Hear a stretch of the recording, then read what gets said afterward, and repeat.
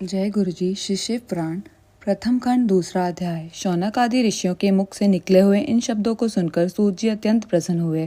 तदुपरांत उन्होंने उनको प्रसन्न करते हुए इस प्रकार कहने लगे, हे शौनक आदि ऋषियों, आपने जो प्रश्न मुझसे किया है वही प्रश्न एक समय नारद जी ने ब्रह्मा जी से किया था। उस समय श्री ब्रह्मा जी ने उन्हें समुचित उत्तर देकर प्रसन्नता प्रदान की थी। मैं आपसे वही प्रसन्न करता हूँ।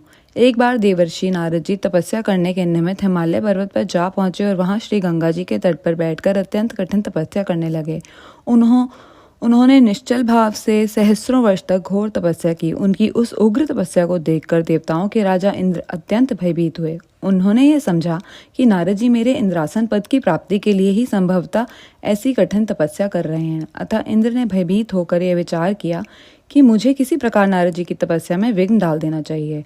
यह निश्चय करके उन्होंने अपने मित्र कामदेव को अपने पास बुलाया। जब कामदेव उनके पास आ गया तब उन्होंने उसे संबोधित करते हुए यह कहा कि हे मित्र, तुम्हारी सहायता से मैंने अनेक अहंकारियों के अहंकार को नष्ट किया है। इस समय देवर्षि नारद जी हिमालय पर्वत पर बैठे हुए शिव जी की तपस्या कर रहे हैं। मुझे भय है कि कहीं वे अपनी तपस्या द्वारा मेरे इंद्रासन को ना छीन लें। अतः तुम कोई ऐसा उपाय करो जिससे नारद जी की तपस्या भंग हो जाए। सूत जी बोले, हे ऋषियों, इंद्र के मुख से निकले हुए इन वचनों को सुनकर कामदेव ने उन्हें मनोकामना सिद्धि का विश्वास दिलाते हुए नारद जी पर विजय पाने के हेतु अपनी संपूर्ण सेना को तैयार किया। इसके बाद उसने नारद जी के समीप पहुंचकर वहां चारों ओर अपनी माया फैला दी।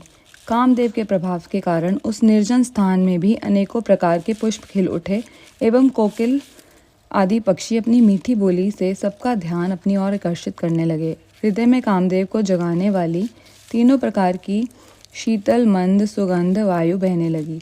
अपनी उस विजयिनी सेना को देखकर कामदेव के हृदय में अत्यंत प्रसन्नता हुई। वह अपनी शक्ति भर जो कुछ भी कर सकता था उसे कर चुका, परंतु उसके कृत्यों से नारद जी का मन तनिक भी विचलित नहीं हुआ।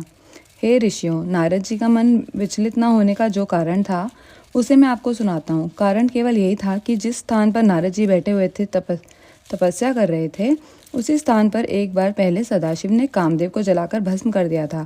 तदुपरांत उसे जीवित होने का वर देकर यह कहा था कि अन्य स्थानों पर तेरा प्रभाव भले ही हो, परंतु इस स्थान पर कभी भी कोई तेरा प्रभाव नहीं हो सकेगा। यही कारण था जिससे कामदेव निराश एवं लज्जित होकर इंद्र के पास लौट गया और उन्हें अपने निष्फल मनोरथ होने का सब वृतांत कह सुनाया। कामदेव की बात सुनकर देवराज इंद्र की सभा के संपूर्ण सभासद नारद जी की स्तुति एवं प्रशंसा करने लगे। हे ऋषियों, इधर अपनी तपस्या के पूर्ण हो जाने पर नारद जी को योग दृष्टि द्वारा जब ये ज्ञात हुआ कि उन पर विजय प्राप्त करने के लिए यहाँ कामदेव आया था, परंतु वह असफल मनोरथ होकर लौट गया है, तो उनके हृदय में कुछ अहंकार उत्पन्न हो गया। उन्होंने ये समझा कि वे कामदेव से भी अधिक शक्तिशाली हो गए हैं। इस रहस्य को वे नहीं जान सके कि यह मेरा नहीं अपितु इस तपोभूमि का प्रताप है।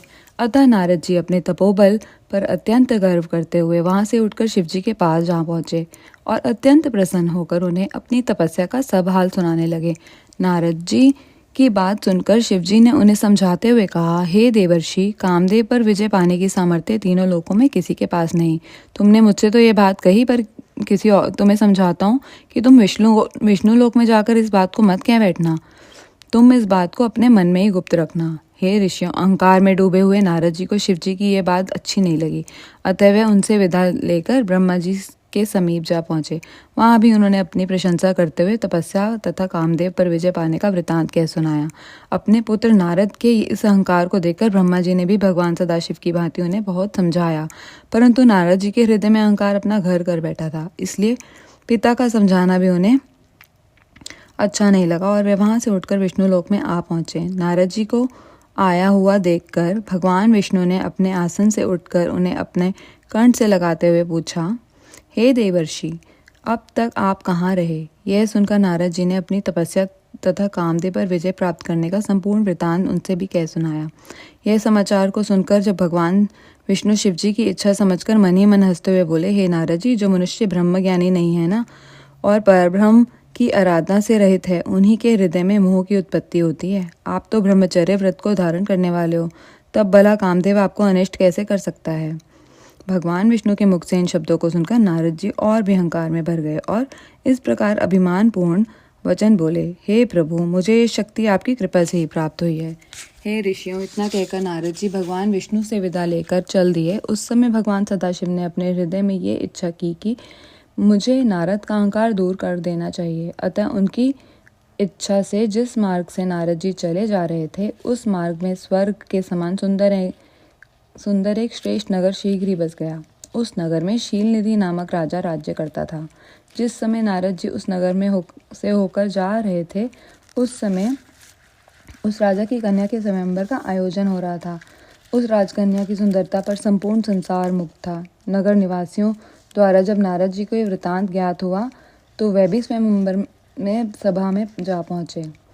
जब राजा शीलनिधि ने अपनी सभा में नारद जी को पधारते हुए देखा, तो उसने आगे बढ़कर उनका अत्यंत सम्मान किया। फिर उन्हें ले जाकर अपने आसन पर बिठा दिया। उसके उपरांत उस राजा ने अपनी परम सुंदर कन्या को भी बुलाकर नारद जी के सम्मुख उपस्थित कर दिया। बहुत समय तक नारद जी उस कन्या के अनुपम स्वरूप को अलग दृष्टि से देखते रहे। तदुपरांत जब उन्होंने उस कन्या के लक्षणों पर विचार किया, तो यह पाया कि जो भी मनुष्य इस कन्या का पति होगा, वह संसार में अमर होकर अक्षय कीर्ति को प्राप्त करेगा और युद्ध में कभी किसी से भी परास्त ना हो सकेगा। कन्या के इन लक्षणों को विचार कर नारद जी वहां से उठकर अपने मार्ग पर फिर चल दिए। परंतु इस समय उनका मन काम के वशीभूत होकर उस कन्या को स्वयं प्राप्त करने का लालायत हो रहा था।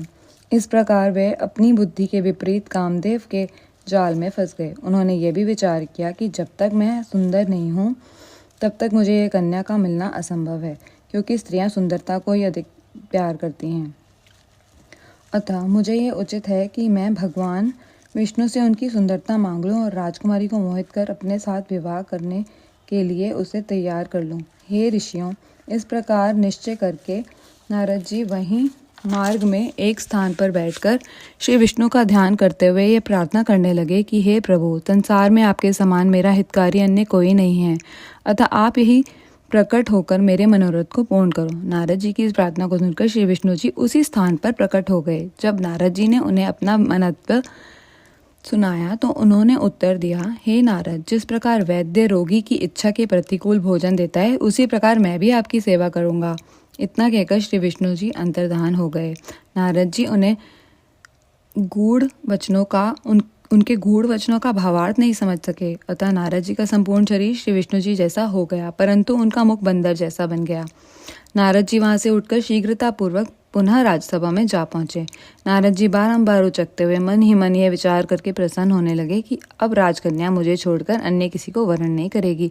उस सभा में नारद जी के इस नए स्वरूप को कोई देख नहीं सका, अतः सबने उन्हें नारद समझकर ही प्रणाम किया।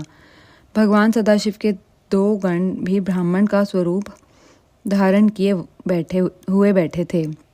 उन दोनों से यह रहस्य छिपा न रह सका, अतः वे दोनों नारद जी के पास जाकर बैठ गए। उन्होंने मुस्कुराते हुए नारद जी से कहा, हे मुनीश श्रेष्ठ, आपको तो भगवान श्री विष्णु ने अत्यंत सुंदर रूप प्रदान कर दिया है। अब भला राजकन्या आपको छोड़कर अन्य किसी से को स्वीकार क्यों करेगी?